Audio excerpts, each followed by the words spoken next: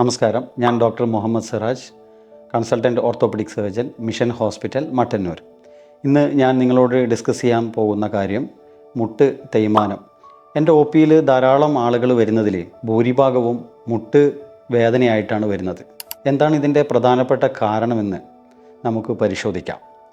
മുട്ടുവേദന കോമണായിട്ട് നമ്മൾ കാണുന്നത് മുട്ട് തേയ്മാനമാണ്. അത് ഓരോ സ്റ്റേജ് 1, സ്റ്റേജ് 2, സ്റ്റേജ് 3, സ്റ്റേജ് 4. അപ്പോൾ നമുക്ക് തുടക്കകാലങ്ങളിൽ മുട്ട് തേയ്മാനം വളരെ കൺസർവേറ്റീവായിട്ട് അതായത് മരുന്നുകളുടെ ഓപ്പറേഷൻ ഇല്ലാത്ത രൂപത്തിൽ നമുക്ക് ചികിത്സിക്കാവുന്നതാണ്. പലപ്പോഴും രോഗികൾ വന്ന് അത് അവസാന സ്റ്റേജിലാണ് എത്തുക. അത് മുട്ടുകൾക്ക് വളവുകൾ വന്ന് അത് ഓപ്പറേഷനിലേക്ക് അവസാനിക്കുന്ന അവസ്ഥയിലേക്ക് എത്തും. എന്താണ് ഇതിൻ്റെ പ്രധാനപ്പെട്ട കാരണം? നമ്മൾ തുടക്കകാലത്തിലുള്ള മുട്ടുവേദന അത് തീർത്തും അവഗണിക്കുമ്പോഴാണ് നമുക്ക് ഈ മുട്ടുവേദന തേയ്മാനമായും അത് ക്രമേണ ഓപ്പറേഷനിലേക്കും നമുക്ക് പോകുന്നത്.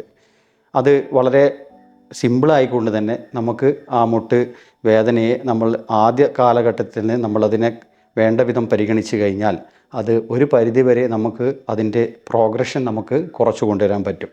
മുട്ടുവേദനയുടെ തുടക്കകാലത്ത് നമുക്ക് ഇരുന്നിട്ട് എണീക്കുന്ന സമയത്തുള്ള വേദന, കുറച്ചധികം നമ്മൾ നടക്കുന്ന സമയത്ത് അസഹ്യമായ വേദന, അതോടൊപ്പം തന്നെ എന്തെങ്കിലും ചെറിയ ചെറിയ സ്പോർട്സ് ആക്ടിവിറ്റീസ് ചെയ്യുന്ന സമയത്ത് അസഹ്യമായ വേദന, ഇത് പേഷ്യൻസിൻ്റെ കാണുന്ന മെയിൻ കംപ്ലൈൻ്റായിട്ട് നമ്മൾ കാണുന്നത്. ഇപ്പോൾ പല ആളുകൾക്കും മുട്ട് തേയ്മാനത്തിൻ്റെ അവസാന കാലത്തായി ഓപ്പറേഷൻ ഡോക്ടർ നിർദ്ദേശിച്ചു.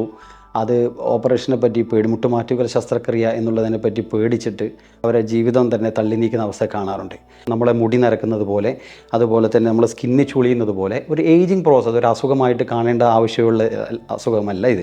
കൃത്യമായിട്ട് അതിന് മുട്ടിന് പരിചരണങ്ങൾ കൊടുത്തു കഴിഞ്ഞാൽ നമുക്ക് ഒരു പരിധിവരെ മുട്ട് തേയ്മാനത്തിൻ്റെ തോത് നമുക്ക് കുറച്ചു കൊണ്ടുവരികയോ അല്ലെങ്കിൽ അത് മുട്ട് തേയ്മാനത്തിൻ്റെ കാലയളവ് ദീർഘിപ്പിക്കുകയോ ചെയ്യാൻ പറ്റുന്നതാണ്. നിങ്ങളൊരു ഭാരമുള്ള ആളുകളാണെങ്കിൽ നിങ്ങൾ അമിതമായിട്ട് ഭാരം നിയന്ത്രിക്കേണ്ട അത്യാവശ്യമാണ്.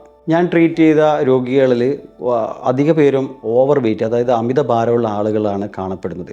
അതുകൊണ്ട് നമ്മുടെ ഭാരം ഒരു പരിധിവരെ നമ്മൾ കുറച്ചു കൊണ്ടുവന്ന് ശരീരത്തിൻ്റെ ഭാരം കുറക്കുന്നതനുസരിച്ചിട്ട് നമ്മൾ മുട്ടിനുള്ള തേയ്മാനം കുറക്കാവുന്നതാണ്.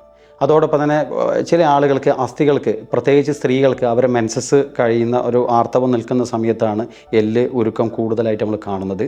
കാൽസ്യം, വൈറ്റമിൻ D3 ഉള്ള കുറവുകൊണ്ട് എല്ലുകൾക്കുണ്ടാവുന്ന ബലക്ഷയം നേരത്തെ തന്നെ വരുന്നതാണ്. പിന്നെ അതോടൊപ്പം തന്നെ നമ്മൾ തുടക്കകാലത്ത് നമുക്ക് ഓവർ വെയ്റ്റുള്ള ആളുകളാണെങ്കിൽ പോലും നമ്മളെ മുട്ടിൻ്റെ മസിൽ മുമ്പിൻ ഭാഗത്തുള്ളതും ബാക്ക് ഭാഗത്തുള്ളതും സൈഡ് ഭാഗത്തുള്ളതും മുട്ടിൻ്റെ ബലം, പേശിവള്ളിയുടെ ബലം നമ്മൾ കൂട്ടുകയാണെങ്കിൽ ഒരു പരിധിവരെ മുട്ടുകൾ വളഞ്ഞു പോകുന്നത് തടയാനും അത് പുറം ഭാഗത്തേക്കോ അല്ലെങ്കിൽ ഉൾഭാഗത്തേക്കോ മുട്ട് വളയുന്നത് തടയാനും തന്മൂലം നമ്മൾ മുട്ട് തേയ്മാനം വരുന്നതിൻ്റെ സമയം നമുക്ക് ദീർഘിപ്പിക്കാനും നമുക്ക് സാധിക്കുന്നതാണ്. ഞാൻ പറഞ്ഞ പോലെ നടക്കുന്ന സമയത്തുള്ള വേദന തുടങ്ങുകയാണെങ്കിൽ നിങ്ങളൊരു നല്ല ഡോക്ടറെ കണ്ട് നിങ്ങൾ കൺസൾട്ടേഷൻ നിങ്ങൾ എടുക്കേണ്ടതാണ്.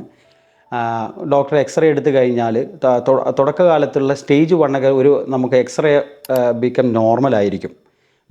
പക്ഷേ നിങ്ങളുടെ ലക്ഷണങ്ങൾ ഏർലി സ്റ്റേജിൽ തന്നെ നമുക്കത് പിക്ക് ചെയ്യാൻ പറ്റുകയാണെങ്കിൽ ഒരു പരിധിവരെ നമുക്ക് അത് പ്രോഗ്രസ് ചെയ്യുന്ന സ്റ്റേജ് നമുക്ക് കുറക്കാൻ പറ്റും.